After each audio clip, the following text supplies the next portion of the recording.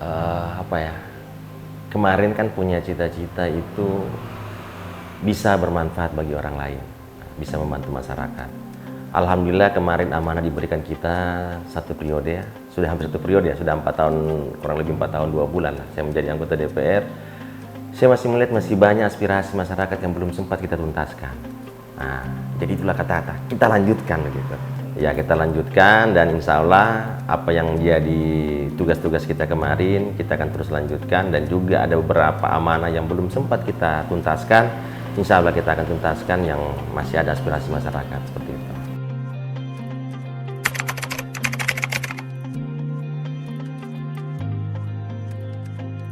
Yang pertama terkait masalah infrastruktur ya. Nah, memang waktu kita pertama kemarin masih banyak infrastruktur yang memang belum terakomodir di Provinsi Sulawesi Tenggara ini. Tapi lebih kepada kami memiliki tanggung jawab utama paling besar itu di dapil kita di Kota Kendari.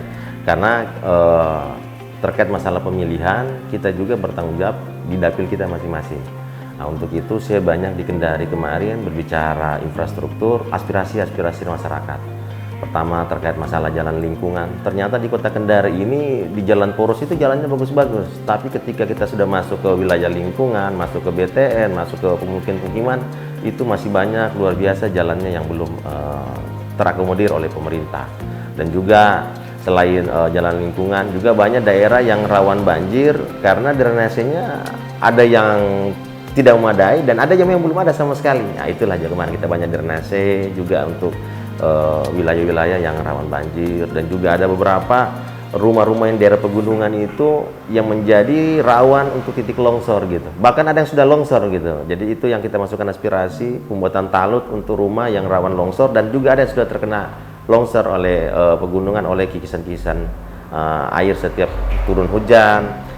Itulah yang mengalir tanahnya itu jatuh ke rumah penduduk. Dan juga satu masalah paling besar di Kota Kendari ini terkait masalah air bersih. Air bersih di Kota Kendari ini setiap saya reses kunjungan lapangan itu paling banyak masyarakat menyampaikan terkait masalah air bersih.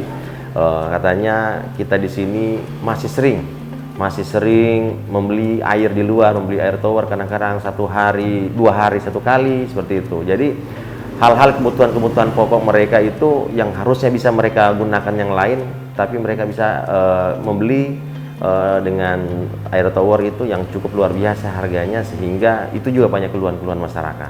Alhamdulillah kalau sumur bor memang itulah solusi yang terbaik untuk saat ini karena PDAM kita masih belum memadai.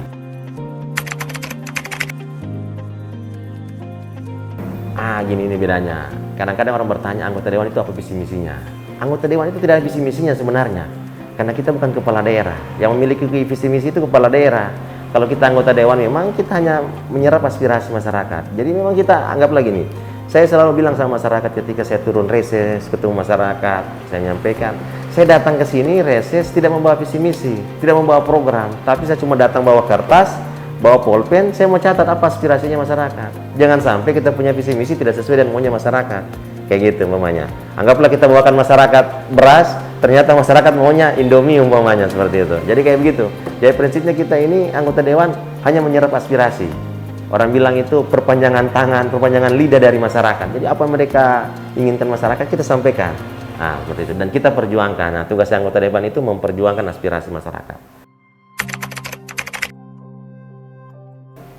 Pasti adalah kadang-kadang namanya kita antara eksekutif dan legislatif pasti ada saja yang perlu diperdebatkan. Jangankan bicara eksekutif legislatif, kita bicara berkeluarga saja antara adik dan kakak pasti kadang-kadang perselisihan. Dalam rumah tangga juga suami dan istri kadang-kadang perselisihan, apalagi antara eksekutif dan legislatif. Jadi kadang-kadang karena gini, kita itu dalam kebijakan itu kita bicara anggaran ya, bicara buku APBD. APBD itu lahir kan dari 2 sumber sebenarnya. APBD itu lahirnya dari, kalau DPR kita itu dari reses. Kita serap aspirasi masyarakat masuk kepada masyarakat, namanya pokok-pokok pikiran itu di DPR. Itu saya di legislatif. Terus di eksekutif mereka ada namanya musrembang. Mereka ketemu juga dengan masyarakat. Masyarakat melalui perwakilannya RT, RW sampai ke lurah, camat apa segala disampaikan kepada mereka juga apa usulan-usulan masyarakat. Dan 2 inilah yang digabungkan.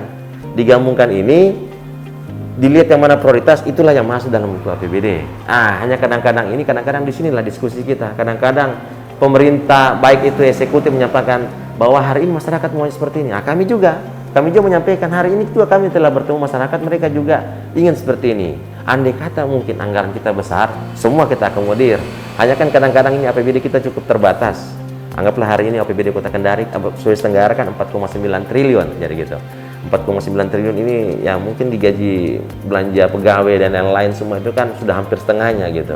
Jadi cuma tinggal setengahnya ini kita harus bagi di 17 kabupaten kota. Kalau anggaran kita mungkin memadai dengan cukup besar, ya mungkin langsung selesai semua permasalahan di Sulawesi Tenggara. Hanya memang anggaran yang terbatas, akhirnya kita tinggal pilih-pilih yang mana lebih prioritas. Gitu. Kalau kita di DPR melihat sisi urgennya yang mana lebih urgen. Kalau kita berbicara DPR, bicara kebijakan politik, hari ini kita kan sama-sama gontok-gontokan di DPR. Sebenarnya kita bukan antara, kadang-kadang bukan antara eksekutif dan legislatif. Kadang-kadang kita gontokan antara legislatif dan legislatif. Karena semua kita anggota dewan, bagaimana kita memperjuangkan kita punya konstituen. Kayak contoh saya, bagaimana saya sebesar-besarnya berharap anggaran bisa masuk di Kendari untuk saya punya konstituen, untuk masyarakat saya. Begitu juga teman saya yang dari Buton Utara, yang di Karikoloka Utara, dari Wakatobi, dari Bombana, semua pasti memperjuangkan aspirasinya.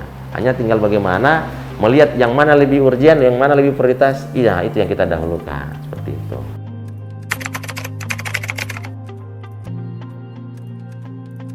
Hari ini rumah saya ini saya jadikan rumah aspirasi. Semenjak jadi anggota dewan, alhamdulillah langsung kita pasang di depan rumah. Ini menjadi rumah aspirasi. Jadi rumah saya menjadi rumah aspirasi masyarakat. Jadi masyarakat bisa menyampaikan aspirasinya, bukan hanya pada saat saya reses, bukan hanya pada saat saya di kantor, tapi aspirasi itu bisa mau datang di rumah saya, bisa juga sampaikan di media sosial, itu semua kita terima. Alhamdulillah, kalau saya melihat bisa dibilang 30% aspirasi yang turun hari ini itu kebanyakan dari reses. Tapi 70% itu dapatnya dari luar. Mulai dari media sosial disampaikan. Kalau saya lagi online di Facebook, umpamanya ada yang inbox, Pak, jalan kami juga rusak, Pak, tolong diperbaiki. Ya, kami lihat mana fotonya, kita lihat. Alhamdulillah kalau memang itu merupakan suatu urgen, kita tinjauan langsung kita eksekusi seperti itu. Jadi kita punya tagline kan hari ini, kemarin kan APBD untuk rakyat gitu kan. Sekarang saya tambahkan mendengar, melihat, lalu kita tuntaskan, kayak gitu. Masyarakat hari ini menyampaikan, kita cukup dengar, besoknya kita pergi lihat kondisinya. Kalau memang merupakan suatu prioritas, kita tuntaskan, seperti itu. Bang Irwin. Bisa dikatakan hari ini dengan yang mana agak beda ya. Sekarang agak lebih gampang. Karena sekarang ada pekerjaan yang bisa dilihat. Ya? Benar itu. Hari ini saya minta maaf ya, ada beberapa daerah kan yang belum bisa kita tuntaskan karena kita keterbatasan. Kita baru 4 tahun malah kita bekerja, dan kemarin juga sebenarnya kalau mau dipikir kita baru 2 tahun bergerak baik-baik ini, 2 tahun setengah lah kayak gitu. Karena di tahun pertama kita menjadi anggota dewan, kita tidak bisa berbuat apa-apa masalah aspirasi masyarakat karena semua anggaran yang kemarin kan dialokasikan untuk COVID gitu. Jadi semua kita usulkan sumur bor, kita usulkan jalan, kita usulkan lampu jalan, semua itu ditercoret. Karena kenapa? Surat edaran dari Presiden bahwasanya semua alokasi anggaran dialokasikan untuk bantuan COVID kemarin. Jadi untuk masker, untuk obat-obatan. Jadi nanti di tahun kedua kita ber-DPR baru mulai kita bahas anggaran untuk masyarakat. Jadi tapi alhamdulillah saya tidak bilang seluruhnya sudah kita bantu, tapi minimal sudah lebih dari setengah aspirasi masyarakat itu sudah bisa kita realisasikan, seperti itu. Saya menghimbau kepada masyarakat Sulawesi Tenggara, yang pertama, hari ini kan saya maju kembali untuk bertarung lah istilahnya di Pileg 2024 ini, di pemilihan tanggal 14 Februari 2024. Saya menghimbau kepada masyarakat untuk benar-benar memilih calon wakil rakyat yang benar-benar bisa menyampaikan aspirasinya di parlemen di sana. Jadi kalau tidak mau pilih saya tidak ada masalah, tapi pilihlah yang benar-benar juga bisa menjadi penyambung lidah bagi masyarakat. Saya mengajak untuk pilih saya, boleh silakan. Tidak memilih saya juga tidak ada masalah, tapi minimal hari ini kalian lihat, kalau umpamanya besok-besok ada yang hari ini sudah hal yang lumrah bagi masyarakat, ketika pemilihan ada calon yang membawa serangan pajar atau apa, silakan, tidak ada masalah, hal yang biasa itu. Ini pesta demokrasi, kalian sudah bebas menentukan pilihan, tapi tentukanlah pilihan kalian yang benar-benar bisa menyambung lidah bagi kalian, benar-benar yang bisa memperhatikan masyarakat. Pertama, yang paling utama kalian lihat rekam jejaknya. Kalau dia sudah pernah jadi anggota dewan, lihat apa kinerjanya selama dia jadi anggota dewan. Yang kedua, kalau dia belum pernah jadi anggota dewan, masih baru menjadi anggota dewan, lihat track recordnya selama sebelum jadi anggota dewan, dia apa yang pernah dia perbuat, apakah itu di lingkungan dia, ataukah dianggaplah dia seorang pengusaha, lihat trennya dia, apakah dia pengusaha, bagaimana mensejahterakan karyawannya. Nah, itu juga salah satu cara kita melihat seseorang figur untuk menjadi anggota dewan berikutnya. Jadi pesan saya kepada masyarakat cukup itu saja, pilihlah yang benar-benar bisa membawa aspirasi untuk masyarakat. Terima kasih. Carilah wakil rakyat yang bisa mau mendengar dan mau berkunjung untuk melihat aspirasi masyarakat dan yang mau untuk menuntaskannya.